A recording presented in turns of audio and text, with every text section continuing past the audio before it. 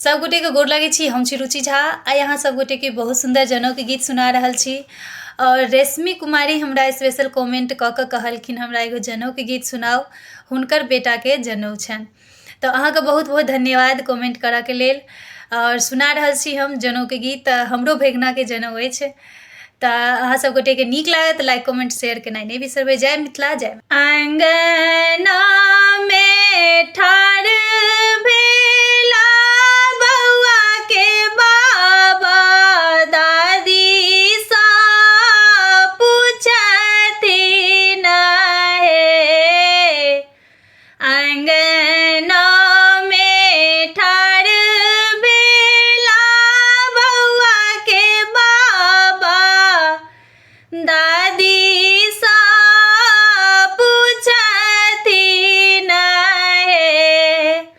आहे बउआ के अछि जनउआ की कहाँ कहाँ तब हे। आहे बउआ के अछि जनउआ की कहाँ कहाँ तब हे। पहिले जे तब देव लोक और पितर लोक हे। पहिले जे तब देव लोक और पितर लोक हे। आहे देव पितर एथिन आंगन बाबू के आशीष देथिन हे।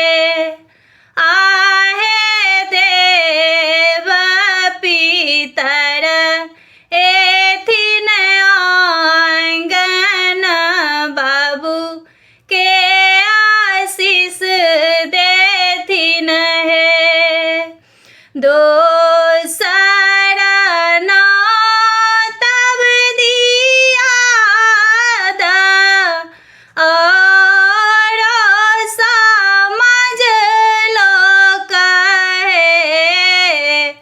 दोसर ना तब दियाद लोक और समाज लोक हे। आहे सर समाज एथिन आंगन आंगना सोहावन हे। आहे सर समाज एथिन आंगन आंगना सोहावन हे। तेसर ना तब बउआ के दीदी पिसाजी संगे एथिन हे। तेसरे जे तब बउआ के दीदी संग पिसाएथिन हे। आहे दीदी मरबा निपथिन मरबा सोहावन लागे। आहे दीदी मरबा निपथिन मरबा सोहावन लागे।